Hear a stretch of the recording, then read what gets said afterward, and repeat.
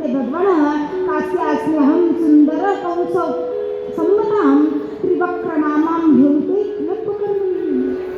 महाराज मी सैलंत्री आहे, मी तर कंसाची उठणं चंदन लावणारी दासी आहे. माझं नाव आहे त्रिवक्रा. भगवंताने बघितलं आणि महाराज त्या त्रिवक्रेकडे बघून भगवान आज त्या कुबजेला म्हणतात की देवी, तुमच्या हातात हे जे चंदनाचे उठणे आहे ते तुम्ही आम्हाला देता. महाराज प्रभूंच्या अत्यंत दिव्य अशा रूपाला पाहून ह्या कुबजेनं ते सुंदर अत्यंत सुगंधित असं चंदनाचं उठणं प्रभूंना लावलं. आणि महाराज प्रभूंना ते चंदनाचं उठणं लावताच भगवान अत्यंत प्रसन्न झाले. शुकदेव म्हणतात, राजन प्रसन्न भगवान कुब्जाम त्रिवक्रा रुचितान. आणि प्रसन्न होऊन भगवंताने तिच्या पायावरती आपला पाय ठेवला आणि दोन बोटांनी तिची हलवटी उचलली आणि महाराज ती ठिकाणाहून वाकडं असलेले ह्या कुब्जेचं शरीर भगवंताने सरळ केलं आणि दिव्य असं रूप तिला प्राप्त झालं. भगवंताच्या कृपेने आज ती 3 ठिकाणी वाकडी असलेली कुब्जा अत्यंत सुंदर असं रूप प्राप्त करून प्रगट झाली. महाराज प्रभूंचा असा अद्भुत चमत्कार बघून मथुरा नगरीतील लोक देखील आणि महाराज त्याच मथुरा नगरीमध्ये प्रत्येक व्यक्ती प्रभूंना पाहून मनामध्ये प्रेम भावना प्रत्येक व्यक्तीच्या प्रगट होते. प्रभूंचं रूप पाहताच मथुरेतील प्रत्येक व्यक्तीच्या मनामध्ये कृष्ण मिलनाची आकांक्षा, प्रभूंच्या प्रेमाचा भाव प्रगट झाला. आणि महाराज मार्गाने भगवान चाललेत. यज्ञ मंडप जिथे आहे तिथे भगवंताने प्रवेश करण्याच्या आधी पाहिलं एक कुवलय नावाचा हाती समोरून येत होता आणि त्या हत्ती सोबत देखील कृष्ण बलराम घडघोर असं युद्ध करतात आणि त्याचा संहार करून भगवान यज्ञ मंडपाच्या दिशेने प्रस्थान करतात. कृष्णचंद्र भगवान की शुकदेव म्हणतात, परीक्षित आज यज्ञ मंडपाकडे भगवान प्रस्थान करू लागले. यज्ञ मंडपात अनेक लोक विराजमान आहेत. शुकदेव वर्णन करतात, राजन मल्लानाम श्रणी नृणाम नटग्रहा स्त्रीणां स्मरो मूर्तिमान गोपाणां स्वजनो सतां क्षितिभुजां शास्ता स्वपित्रो शिशुः मृत्युरभोज पतैर्वीरविदुषां तत्त्वं परं योगिनां ऋणीनां परदैवती विदेतो रंगम गतः साग्रजः. महाराज त्या यज्ञ मंडपाच्या उत्सवामध्ये जेवढे काही लोक विराजमान होते त्या व्यक्तीला भगवान वेगवेगळ्या रूपात दर्शन देऊ लागले. तिथे जेवढे काही भगवान होते, जेवढे काही भक्त होते त्या भक्तांना भगवंताच्या रूपात दिसू लागले. तिथे जेवढे काही पैलवान होते त्यांना भगवान शक्तीच्या रूपात दिसू लागले. तिथे जेवढे काही ज्ञानी होते त्यांना भगवान ब्रह्माच्या रूपात दिसू लागले. गोप ग्वाल बालांना आपल्या सख्याच्या रूपात, गोपिकांना आपल्या प्रियतमाच्या रूपात दिसू लागले. तर शुकदेवांनी वर्णन केलं, राजन कंसाला मात्र मृत्युरभोरपजैर विदुषाम मृत्यूच्या रूपात, काळाच्या रूपात प्रभूंचे दर्शन होऊ लागले. वर्णन केले महाराज, जो ज्या प्रकारे जशा पद्धतीने परमात्म्याला पाहतोय त्या रूपात माझा परमात्मा त्याला दर्शन देतो. जाकी रही भावना जैसी प्रभू मूरत देखी तिन तैसी. महाराज जशी ज्याची भावना आहे तसेच परमात्मा त्या व्यक्तींना दर्शन देतात. मेरे मन के मंदिर में मूरत है घनश्याम की. मेरे मन के मंदिर में मूरत है घनश्याम की. ओ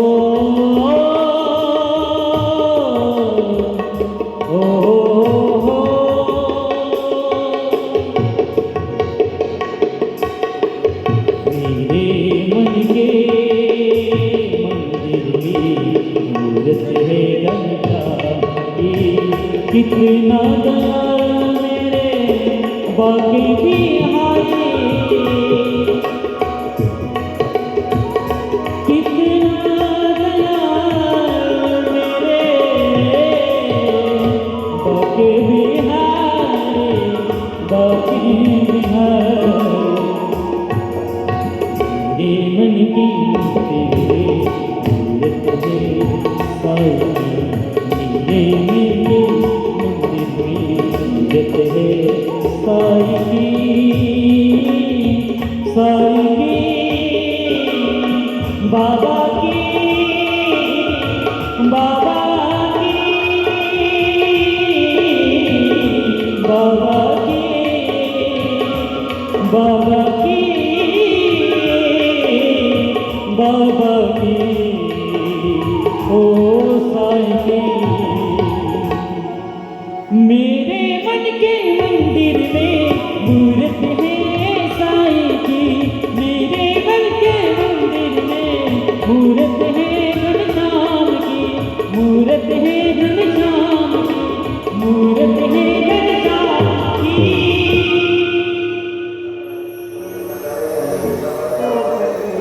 जाकी रही भावना जैसी प्रभू मूरत देखी तिने महाराज जशी ज्याची भावना आहे त्या त्या रूपामध्ये भगवान आज मथुरेतील लोकांना दर्शन देऊ लागले. ज्यावेळेस त्या यज्ञ मंडपात प्रवेश केला महाराज ह्या दुष्ट कंसाने कृष्ण बलरामांना मारण्यासाठी चाणूर आणि मुष्टिक नावक पैलवानांना पाठवलं. त्या चाणूर आणि मुष्टिक पैलवानांसोबत भगवान श्रीकृष्ण आणि बलराम ह्यांचं घडघोर असं युद्ध होतं आणि युद्धाच्या शेवटी भगवान श्रीकृष्ण आणि बलरामजी महाराज चाणूर मुष्टिक यांचं कल्याण करतात. कृष्णचंद्र भगवान की जय बलरामजी महाराज की आणि महाराज चांदर मुष्टिक ह्यांचं कल्याण करून ज्यावेळेस भगवान कंसाच्या सिंहासनावरती उडी मारतात त्यावेळेस कंसामध्ये आणि भगवान श्रीकृष्णांमध्ये घनघोर असं युद्ध होतं आणि युद्धाच्या शेवटी भगवान श्रीकृष्ण कंसाच्या छातीवरती एक मुष्ट प्रहार करून त्याचा वध करतात. कृष्णचंद्र भगवान की दुष्ट कंसाचा वध होताच महाराज आकाश मंडलातून सगळ्या देवतांनी पुष्पवर्षाव केला. प्रभूंच्या नामाचा जय जयकार केला. मथुरा नगरीतील लोक देखील दुष्ट कंसाचा वध झाल्यानंतर अत्यंत आनंदित झाले. भगवान श्रीकृष्णांच्या नामाचं संकीर्तन करू लागले. प्रभूंच्या नामाचा जयघोष करून प्रभूंच्या नामामध्ये तल्लीन होऊन मोठ्या आनंदाने आज दुष्ट कंसाच्या अत्याचारापासून मुक्ती प्राप्त झाली. या आनंदात संपूर्ण मथुरावासी अत्यंत आनंदाने नाचू लागले आणि प्रभूंच्या नावाचा जय जयकार करू लागले. तर भगवंताने ज्यावेळेस कंसाचा वध केला त्यावेळेस स्वर्गातील देवता देखील आनंदित झाले आणि प्रभूंच्या नामाचं संकीर्तन करू लागले. तर आपण देखील प्रभूंच्या नावाचं संकीर्तन करूया. परंतु संकीर्तनामध्ये काय करायचंय आणि नाही वाजवली तर आपापल्या शेजाऱ्याची शपथ आहे. त्यामुळे टाळी वाजवा, पाऊलं खेळा. राहिले 2 दिवस. आजचा दिवस तर काही संपत आलाय. एकच दिवस राहिला आहे आणि हा भक्तिप्रेमाचा आनंद आपल्याला पुन्हा प्राप्त होणार नाहीये. त्यामुळे ह्या भक्तिप्रेमाच्या आनंदाला प्राप्त करण्यासाठी प्रभूंच्या नामाचं संकीर्तन करायचंय, टाळी वाजवायची आहे, पाऊलं खेळायचे आणि आनंद घ्यायचा आहे. गोविंद मेरो है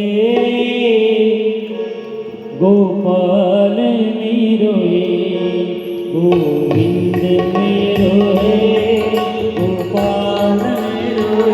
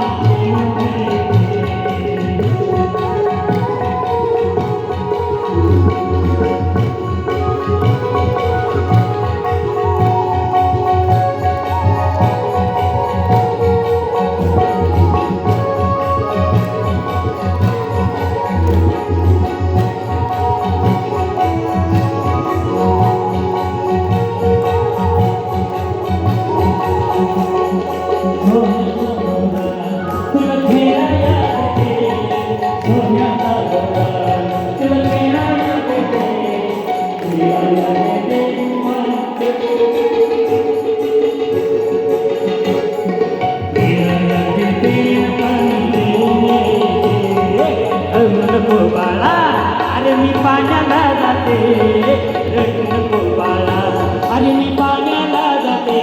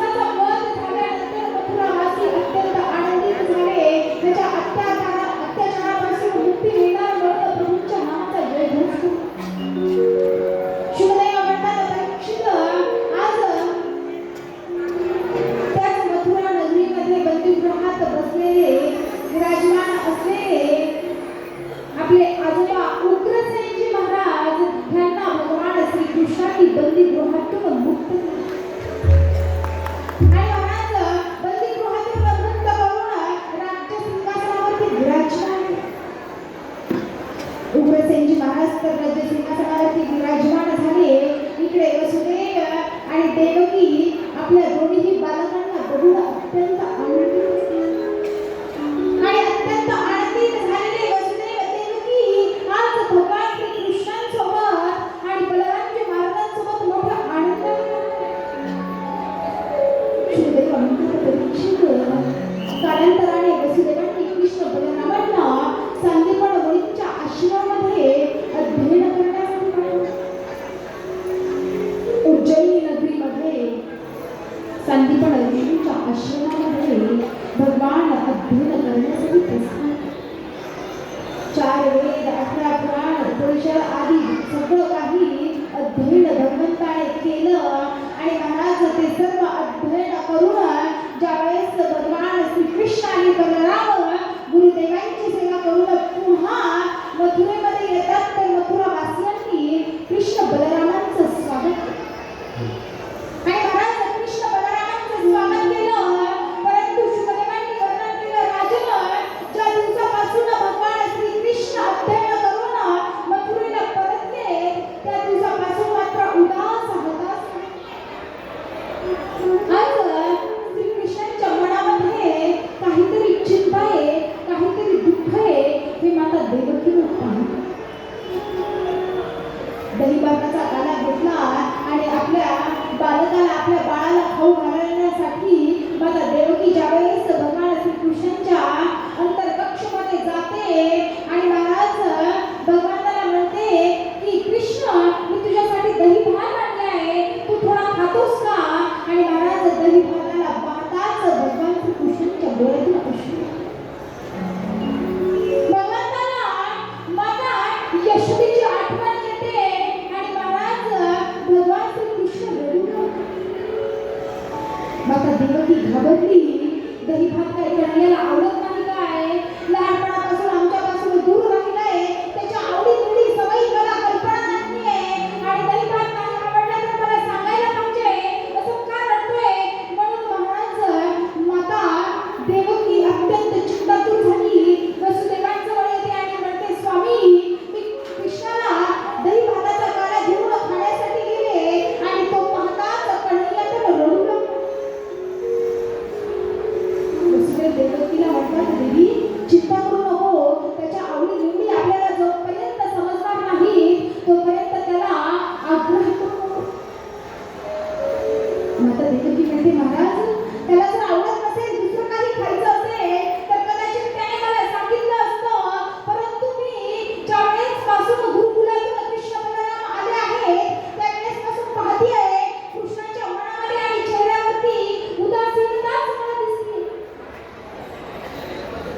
महाराज तेवढ्यात माता देवकी आणि वसुदेवांची चर्चा झाली होती आणि तेवढ्यात कृष्ण सखा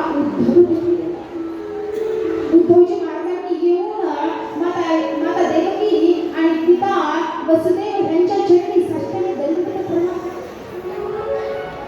वसुदेव देवकीच्या चरणी वंदना करून उद्धवजी म्हणतात माते एवढ्या चिंतातूर का आहेत? देवकीनं घडलेला संपूर्ण वृत्तांत आज उद्धवजी महाराजांनी सांगितलं. देवकी माता म्हणते उद्धवा तुझा तर कृष्ण सखा आहे, आम्हाला तर काही सांगत नाही त्याच्या चिंतेचं कारण. एक वेळेस तू कृष्णाकडे जा आणि त्याला विचार त्याला इथे काही कमी आहे का?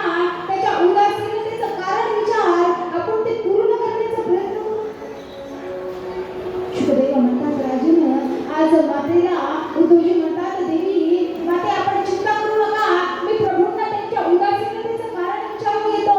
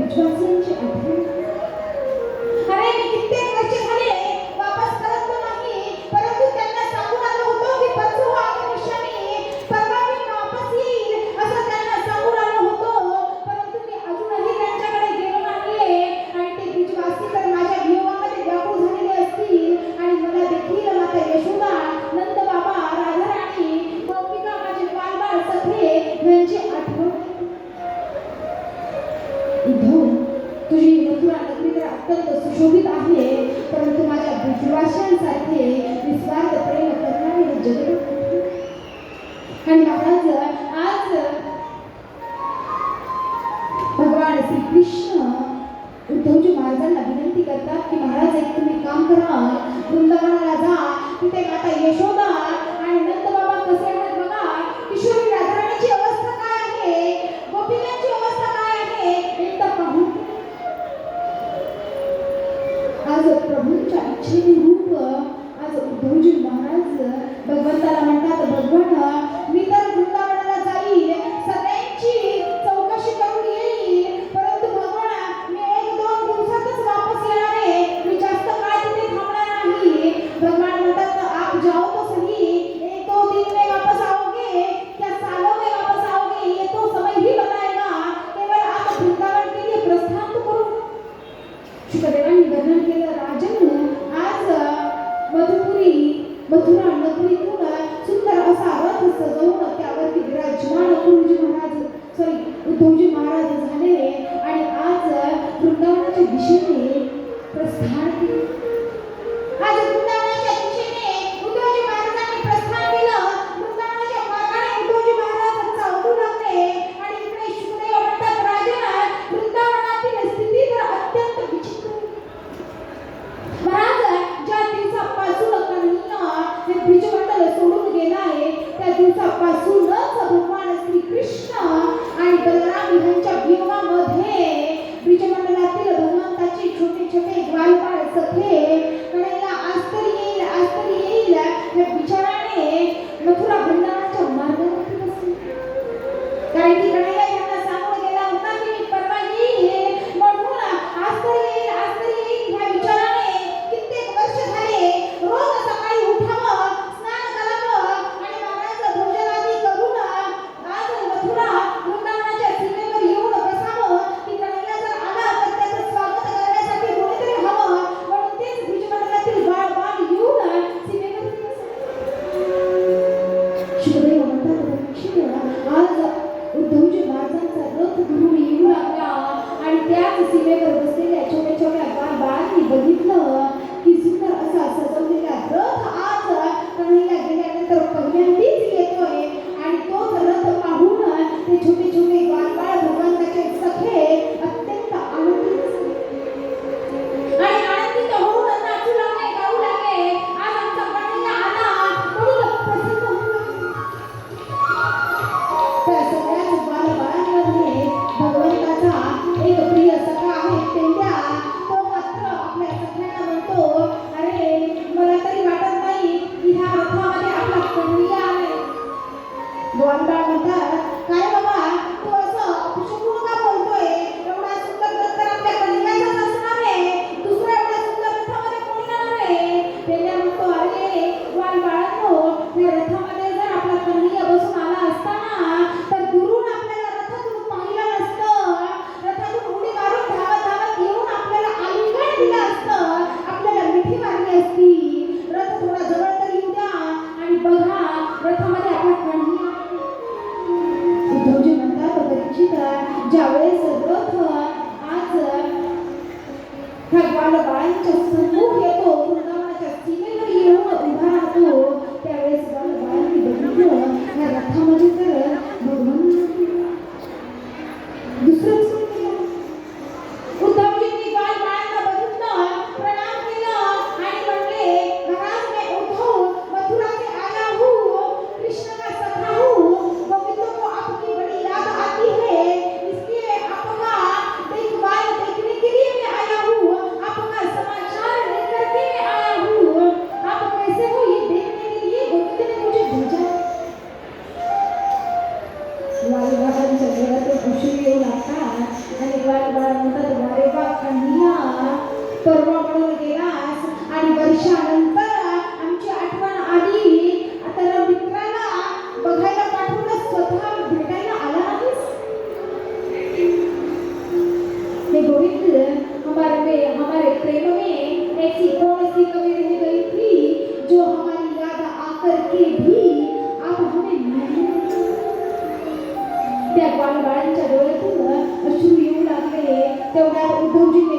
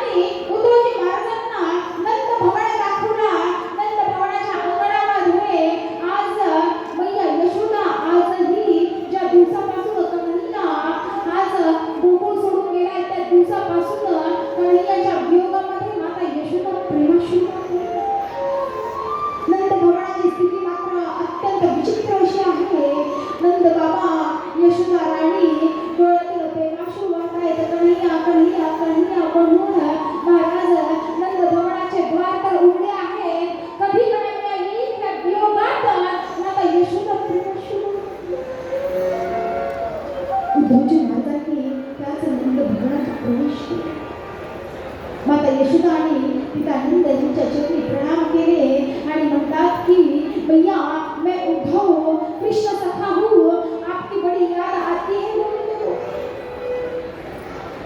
मातेच्या डोळ्यातून अश्रू येतात. मतलब अच्छी मेरा कन्हैया मुझे याद करता है, कहीं भूलता नहीं भैया. उद्धव जी कहते हैं भैया विशेषकर भोजन के समय तो गोविंद की आंखों से आंसू ही बहते हैं भैया. जिस बार गोविंद भोजन करते बैठते हैं उस बार गोविंद को आपकी बड़ी याद आती है. बोले अच्छा, इतनी याद आती है मेरे गोविंद को, तेरे लाला को, तो मेरा लाला मुझे मिलने क्यों नहीं आता. उद्धव जी कहते हैं भैया गोविंद को तो बहुत लीलाएं करती है, इसलिए आपको देखने के लिए मुझे भेजा है. रात्रभर उद्धवजी महाराज नंद बाबा आणि माता यशोदा गप्पा करू लागले. रात्रभर वार्तालाप केली, समाचार आधी एकमेकांना सांगितले आणि महाराज सकाळी ब्रह्ममुहूर्त झाला. स्नान आधी उद्धवजी महाराजांनी केलं, प्रसाद ग्रहण केला आणि आज उद्धवजी महाराज नंद आणि यशोदा आणि पिता नंद बाबांच्या चरणी साष्टांग दंडवत प्रणाम करतात आणि म्हणतात भैया अब मुझे किशोरी राधा रानी से मिलना है, वो कहाँ मिलेगी. तर गोकुळातील बाळांनी सांगितलं ज्या दिवसापासून कन्हैया ब्रिजमंडल सोडून गेले आहेत ना, त्या दिवसापासून ह्या गोपिका तर यमुनेच्या काठी प्रभूंच्या वियोगामध्ये रडू लागल्या. प्रभूंच्या वियोगामध्ये ह्या तर देहभार विसरलेले आहेत आणि प्रभूंच्या वियोगामध्ये यमुनेच्या काठीच विराजमान झाले. उद्धवजी महाराजांना बाळांनी यमुनेच्या काठी नेऊन सोडलं आणि महाराज त्या यमुनेच्या काठी ह्या गोपिकांची अत्यंत वाईट अशी परिस्थिती. प्रत्येक गोपिकेच्या डोळ्यातून केवळ कृष्ण प्रेमात अश्रू वाहत आहेत आणि मुखामध्ये कन्हैया कन्हैया गोविंद गोविंद ना. शुभदेव म्हणतात परीक्षित उद्धवजी महाराजांनी तर यमुनेच्या काठी एक अत्यंत विचित्र असं गोपीचं दृश्य बघितलं. महाराज त्या यमुनेच्या काठी प्रभूंच्या वियोगामध्ये विराजमान झालेल्या त्या गोपींच्या मध्य एक गोपी तर इतकी क्रोधित होते की म्हणते मला त्या कन्हैयाला विसरायचं.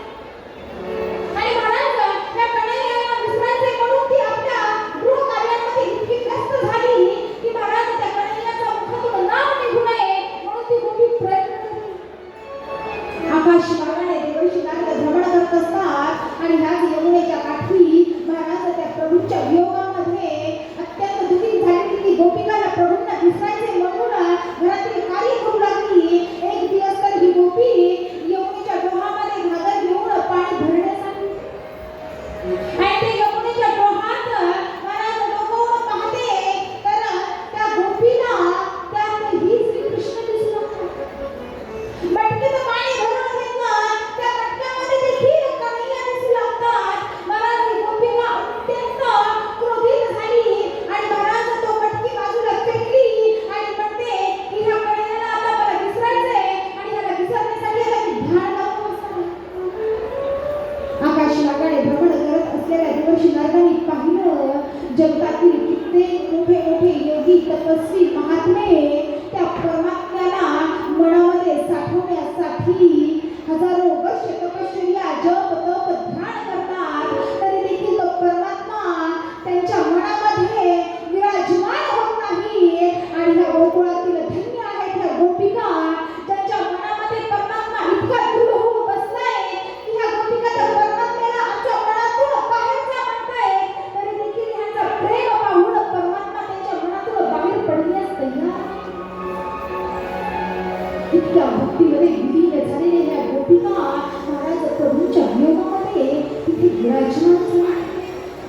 शुकदेव म्हणतात परीक्षित आज ह्या गोपिका प्रभूंच्या वियोगामध्ये यमुनेच्या काठी बसलेल्या आहेत आणि त्याच यमुनेच्या काठी ह्या गोपिका अनेक प्रकारच्या लीला करतायत. कारण की महाराज वर्णन केलेलं आहे की प्रेमाची एक अशी अवस्था आहे की व्यक्तीच्या व्यक्तीवर प्रेम करतो, त्या व्यक्तीच्या वियोगामध्ये त्याच्या चिंतनामध्ये इतका निमग्न होऊन जातो की महाराज तो व्यक्तीच मी आहे असा त्या व्यक्तीच्या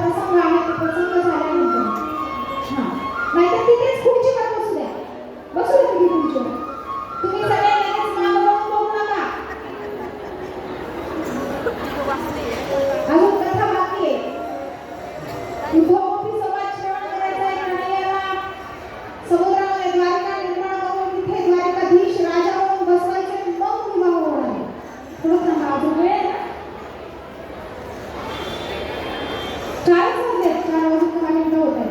अजून एक पाऊण तास 1 तास बाकी आहे. चिंता नका करू, आनंद घ्यायचा. थोडी कथा, खूप सुंदर कथा आहे. उद्धव गोपीसोबत खूप सुंदर वर्णन करून राजा परीक्षितीला शुकदेव सांगतात. तो आपण श्रवण करू आणि नंतर उत्सव साजरा करू. तर महाराज मी कुठं होते?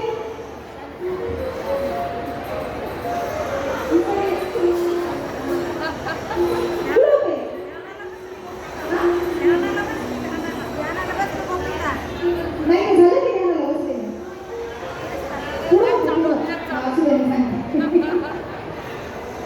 या गोपिका प्रभूंच्या वियोगामध्ये इतक्या निराळा झाल्या. महाराज या गोपिका कृष्णोहम पश्यत गती, मीच कृष्ण आहे असं समजून गोकुळात जेवढ्या काही लीला भगवंताने केल्या तेवढ्या लीला ह्या गोपिका पुन्हा रिपीट करतात. आणि त्या लीला करत करत रास लीला ज्यावेळेस येते त्यावेळेला पुन्हा कृष्ण भाव समाप्त होतो आणि गोपी भाव प्रगट होतो. आणि गोपी भाव प्रगट होताच पुन्हा या वियोगामध्ये प्रभूंच्या नावाने वियोग करत रडू. शुकदेव म्हणतात परीक्षित, प्रभूंच्या वियोगामध्ये व्याकुळ झालेल्या गोपिकांनी समोरून एका काळ्या रंगाच्या गौऱ्याला जाताना पाहिलं आणि त्याच वेळेस या गोपिका भ्रमर गीत गातात. ह्या भ्रमर गीतामध्ये या गोपिका भगवंताला म्हणतात की भगवान मधुपतितव बंधो मां वृषंक्रींच बन्यः तुझे विरुद्ध माला कुंकुमश्मश्रुभिन्न भवतु मधुपतिस्तत्तन्मानि लीलां प्रसादं यदुकृतसि विकल्पं यस्य दुर्गतम्. ह्या गोपिका म्हणतात की हे भव्या, तू ही काळा आहेस आणि आमचं चित्त ज्याने चोरून नेलंय तो देखील काळा आहे आणि ह्या जगतात काळा रंग इतका वाईट आहे की व्यक्तीला दुःखित करतो. महाराज नको त्या भोवऱ्याला बोलला. शेवटी त्या भोवऱ्याबद्दल मनामध्ये दया निर्माण झाली आणि म्हणतात बाबा तुझा काही दोष नाही, तू त्या काळ्याच्याच रूपाचा आहेस, त्या कारणाने आम्ही तुझ्यावर क्रोधित झालो. तू चिंता नको करू, तुमच्यावर आम्ही क्रोधित नाही. तो भोवरा तर उडून गेला, परंतु प्रभूंच्या वियोगामध्ये ह्या गोपिका अत्यंत व्याकुळ होऊन रडू लागल्या. शुकदेव म्हणतात परीक्षित, आज त्याच गोपिकांचा संपूर्ण संवाद आणि ती कथा उद्धवजी महाराज दुरून पाहू लागले. आणि आज उद्धवजी महाराज त्या गोपिकांच्या समक्ष येऊन उभे आणि उभे राहून त्या गोपिकांना प्रथम उद्धवजी महाराजांनी वंदन केलं. आणि उद्धवजी महाराज म्हणतात की गोपियो, किशोरी राजाराणी प्रणाम. मैं उद्धव मथुरा से आया हूँ, कृष्ण का सखा हूँ और आपकी याद गोविंद को बहुत आती है. इस कारण गोविंद ने आप कैसे हो ये देखने के लिए मुझे भेजा. और ये गोपियों, मैंने जब आपका ये सत्संग सुना तो मुझे इस सत्संग में केवल एक ही बात समझ में आई. हे गोपिकांनो, तुमची जी वार्ता आहे, जी चर्चा आहे, ती श्रवण केली आणि त्यात माझ्या एकच लक्षात आलं की तुम्ही अत्यंत बिकट अशा परिस्थितीत आहात. त्यामुळे हे गोपिकांनो, प्रथम तुम्ही योग करा. योगाच्या माध्यमातून या मनाला अधीन करा आणि या मनाला अधीन केल्यानंतर या मनाने ब्रह्मचिंतन करा. त्यावेळेस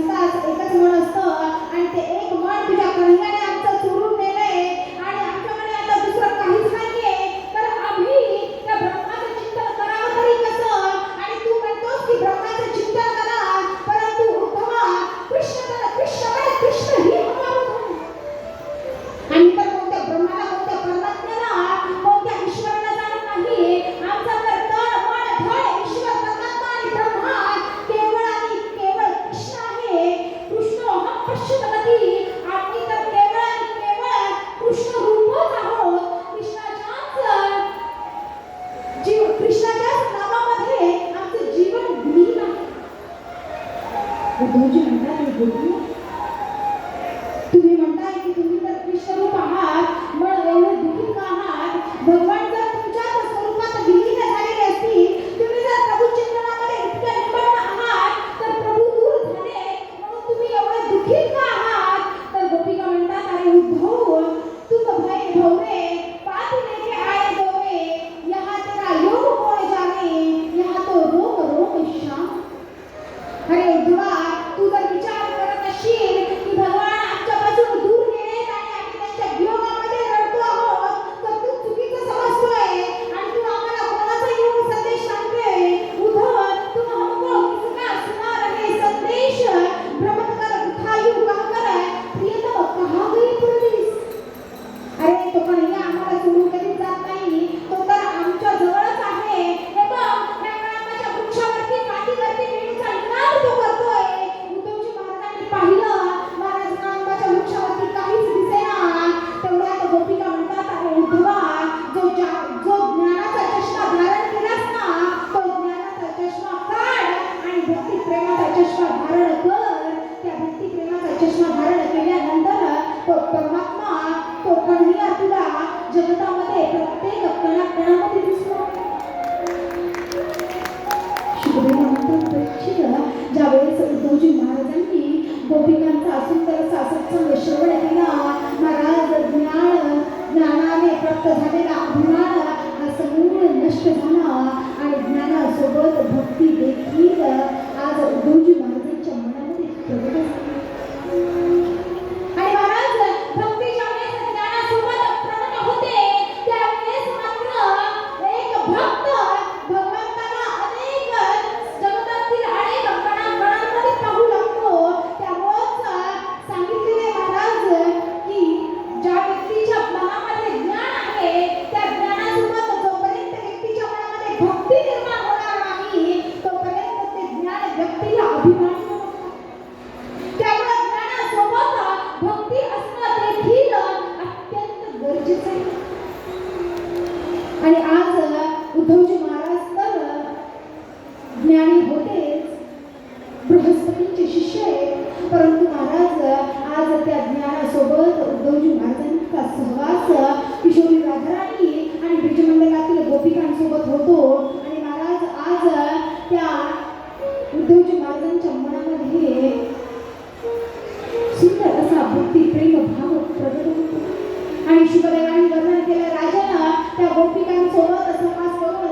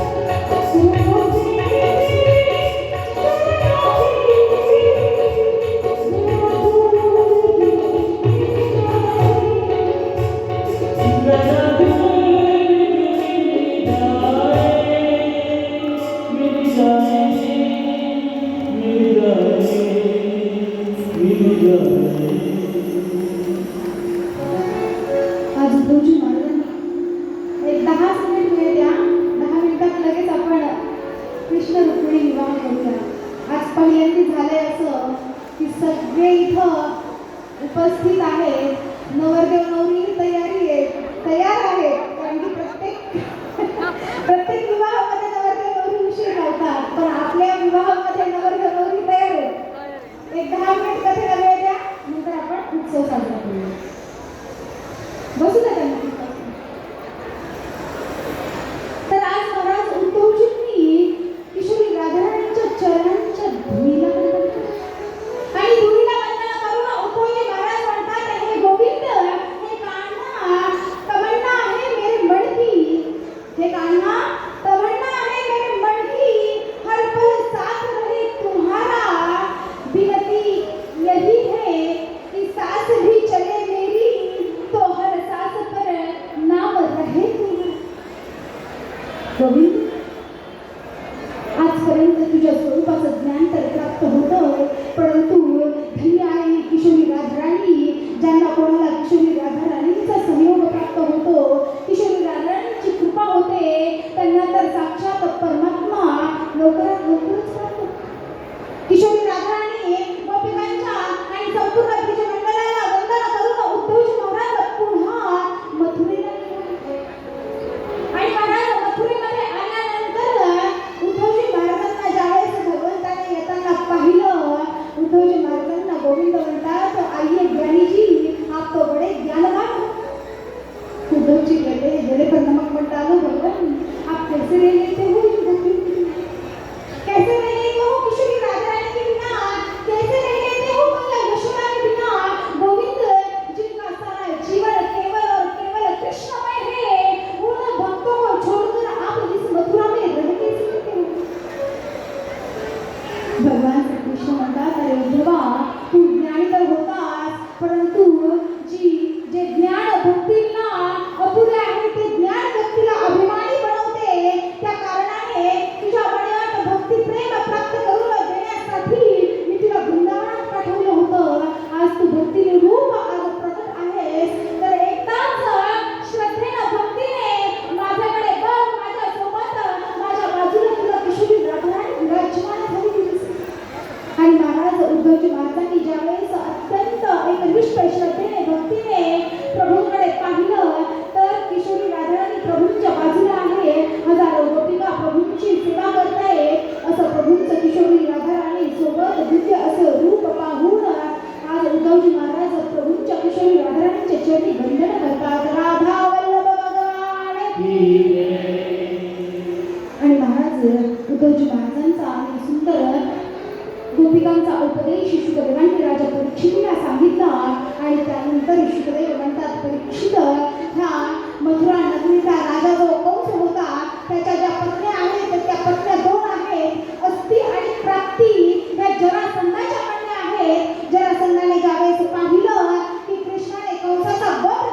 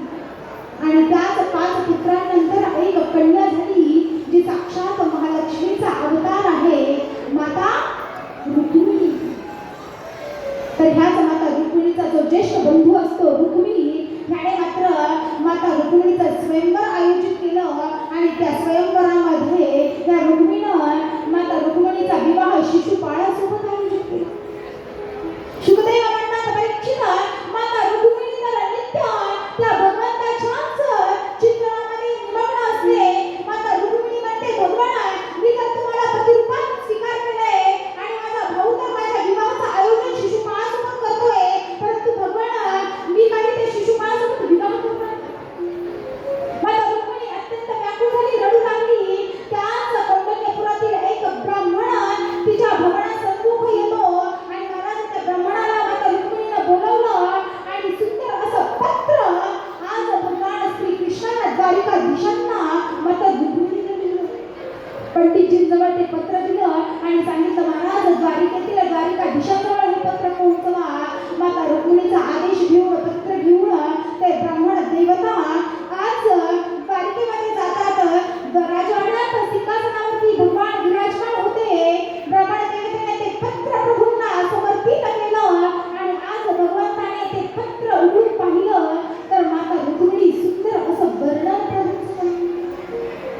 माता रुक्मिणी म्हणते, भगवान श्रुत्वा गुणान् भुवन सुंदरं शृण्वतान्ते निर्विश्य कर्ण विवरेण हरतोपतापं रूपं दृशां दृश्यवतापमखिलार्थ लाभं वयश्चिता विशन्ति चित्रपंक्ति. माता रुक्मिणी म्हणते, भगवान श्रुत्वा गुणान् भुवन सुंदरं शृण्वतान्ते या संपूर्ण जगतामध्ये पृथ्वीवरती सगळ्यात सुंदर जर कोणी असेल तर भगवान आपण. आणि भगवान मी तुम्हाला कधी पाहिले नाही, केवळ तुमची कथा श्रवण केली आहे आणि कथा श्रवण करून मी तुम्हाला पती रूपात स्वीकार केले. माझ्या इकडे भावाने शिशुपाळासोबत माझ्या विवाहाचं आयोजन केलंय, परंतु भगवान मी आपणास विनंती करते की आपण येऊन मला पती रूपात स्वीकार करा. भगवान तुम्ही म्हणाल की अंतःपुरांतरात देवी तुम्ही अंतःपुरमध्ये असाल की येणार कसं? तुमच्या संरक्षणासाठी हजारोंची सेना असेल. तर भगवान मी आपणास विनंती करते की मी ज्यावेळेस विवाहाच्या पूर्वार्धी माता दुर्गेचं पूजन करण्यासाठी जाणार आहे नगराच्या बाहेर, त्याच नगराच्या बाहेर माता दुर्गेच्या मंदिरामध्ये आपण यावं आणि माता दुर्गेच्या सन्मुखच आपण मला पत्नी रूपात स्वीकार करा. मातेने संपूर्ण समाचार पत्रामध्ये लिहिलेला होता. भगवंताने पत्र वाचलं आणि महाराज त्याच क्षणी रथ काढला आणि रथामध्ये विराजमान होऊन भगवान श्रीकृष्ण आज कौंडण्यपुराकडे जाण्यास प्रस्थान करतात. शुकदेव म्हणतात, परीक्षित आज माता रुक्मिणी सुंदर असा शृंगार करून अनेक सख्यांसोबत माता दुर्गेचं पूजन करण्यासाठी आणि माता दुर्गेचं पूजन आधी करून माता रुक्मिणी मात्र माता दुर्गेला विनंती करते, माता कात्यायनीला विनंती करते की माते या पूजेचं फळ केवळ मला एकच दे. कात्यायनी महामाये महायोगी नधीश्वरी नंद गोप सुदक देवी पतिने गुरुते. हे देवी या पूजेचं फळ स्वरूप जर तुला मला काही द्यायचं असेल तर केवळ एकच वरदान दे, ते श्रीकृष्ण द्वारिकाधीश मला पती रूपात स्वीकार व्हावा. आणि महाराज मातेचे हे वचन बोलताच त्याच क्षणी भगवान प्रगट झाले. माता दुर्गेसमोर दोघांनीही एकमेकांच्या गळ्यामध्ये वरमाला टाकल्या आणि आपल्या रथामध्ये विराजमान करून भगवान श्रीकृष्ण माता रुक्मिणीला घेऊन आपल्या द्वारिकेकडे प्रस्थान केलं. शुकदेव म्हणतात, परीक्षित सैनिकांनी बघितलं श्रीकृष्णाने द्वारिकाधीशांनी तर रुक्मिणीचा हरण करून द्वारिकेकडे प्रस्थान केलंय. सैनिकांनी हा समाचार रुक्मिणीला दिला. रुक्मिणी मात्र भगवान श्रीकृष्णाच्या रथाचा पाठलाग करू लागला. पुढे भगवान श्रीकृष्णाचा रथ धावतोय, पाठीमागून रुक्मिणीचा रथ धावतोय. प्रभूंना थांबण्याची विनंती करतो, परंतु भगवान ज्यावेळेस थांबत नाही त्यावेळेस हा रुक्मिणी म्हणतो, हे गोविंद यदि आपने अपनी माता का दुग्ध पान किया है तो आप रथ रोक लोगे. आणि महाराज आज भगवंताने रथ थांबवला. तेवढ्यात माता रुक्मिणी विनंती करते, भगवान हमारे ज्येष्ठ भाई है, कृपया आप इनको मारिएगा. गोविंद कहते हैं, आपके भाई है तो क्या हुआ, हमारे भी तो साला है, मारेंगे नहीं, थोड़ा दंड देंगे. आणि महाराज थोडं दंडित करून अपमानित करून भगवंताने रुक्मिणीला हाकलून दिलं. इकडे रुक्मिणी ज्यावेळेस अत्यंत उदास होऊन कौंडण्यपुरामध्ये येतो त्यावेळेस राजा भीष्मक रुक्मिणीला समजावतात की तुझी जी बहीण आहे ही साक्षात महालक्ष्मीचा अवतार आहे आणि लक्ष्मीला वर्ण करण्याचा अधिकार केवळ नारायणाला आहे आणि श्रीकृष्ण तर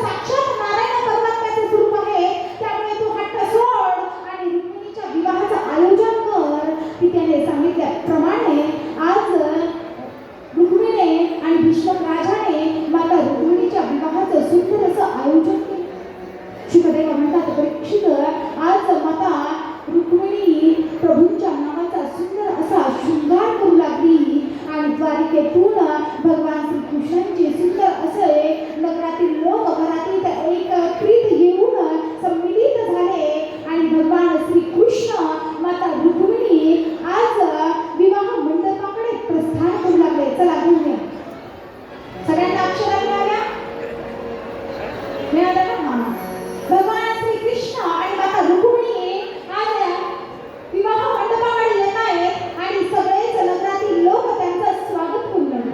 ओ मेरी सखियों मुझे मेरी लगा दो, मुझे श्याम सुंदर की दुल्हन बना दो, मुझे श्याम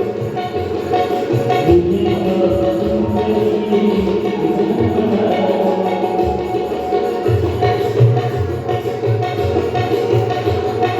ओ मेरी सखियों मुझे मेरी लगा दो,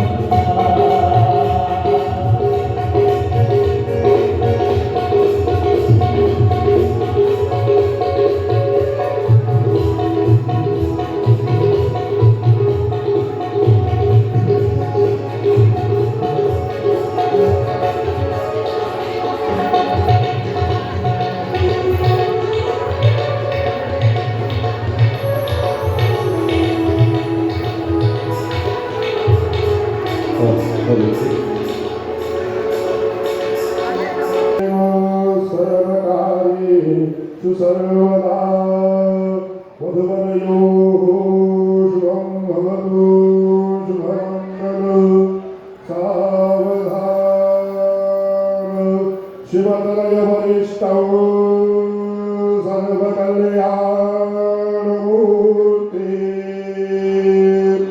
अरुणपुष्पमालां व्यालम्बोदरञ्जो परशुकमलहस्तौ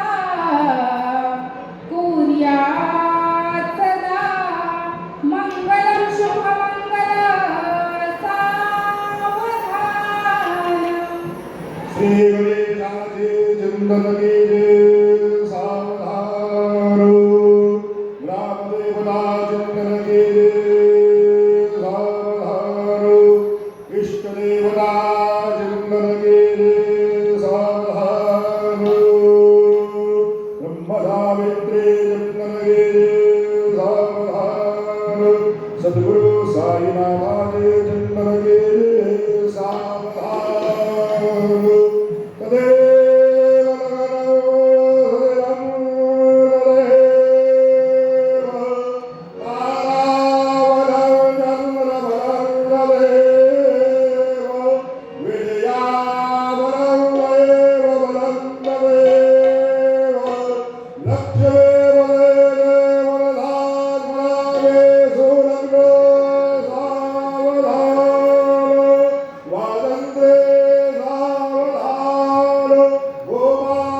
कृष्ण भगवान की जय या शिर्डी गावाते पायी वाजत गाजत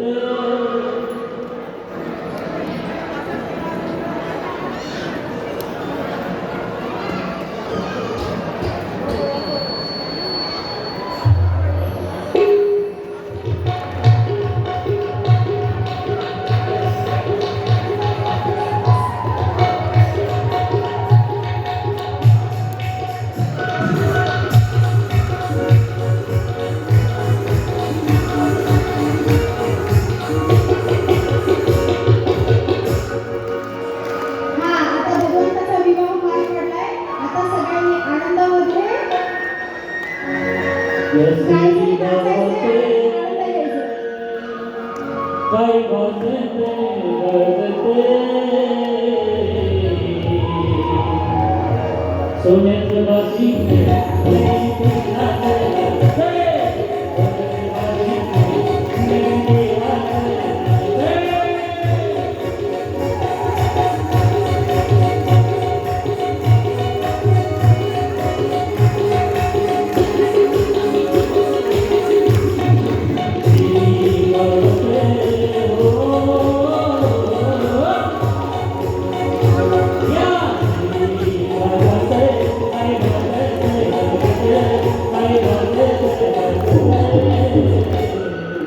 सोन्याचं बाजी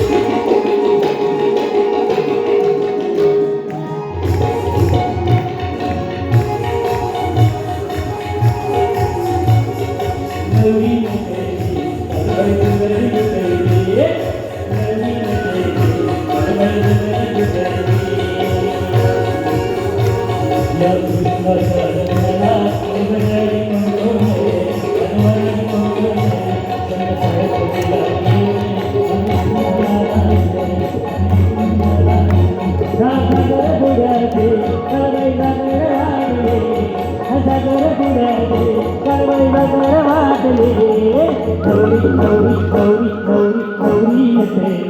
गगबाई गोगरी गगबाई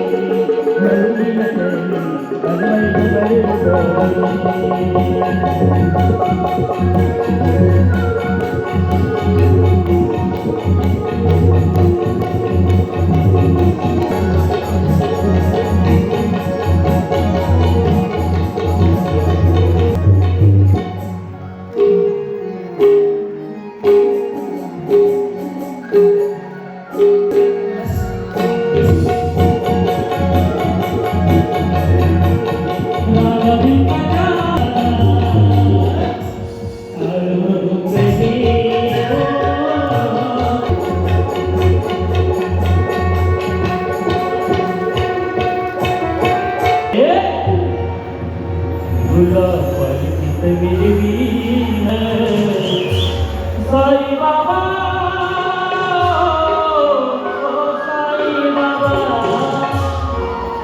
साई बाबा मी शिर्डीला साई परमेश्वर साई बाबा मी शिर्डीला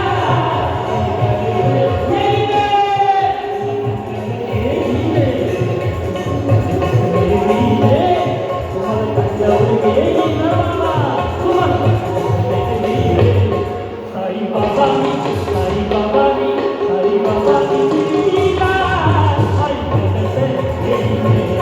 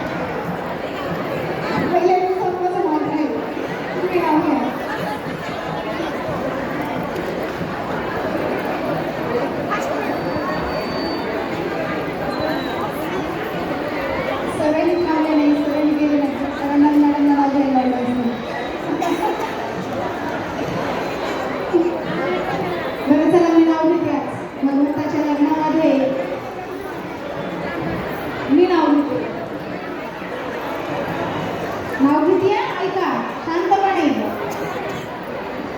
उठाणा ऐकायला सर्वजण करतात घाई. सोमनाथराव माझे विठ्ठल आणि मी त्यांची रत्न. क्या उल्टा हो गया. असं आहे.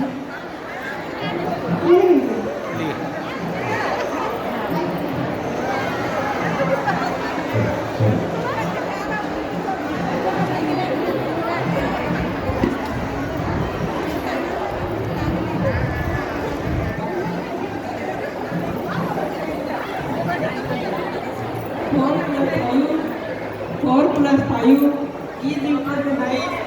Is equal to 9. Amruda's party goes to reach in ये सबसे ज्यादा जरूरी हंसी. हंसी नहीं तो कुछ नाही. आशेचं नाव घेतो मी साईबाबांच्या कृपे छायेची सावली. काठोर राधेची छेड, वृंदावनामध्ये कृष्ण काठोर राधेची छेड. गोरक्षरावांचं नाव घेते, आम्हाला लागलं साईबाबांच्या भक्तीचं वेळ.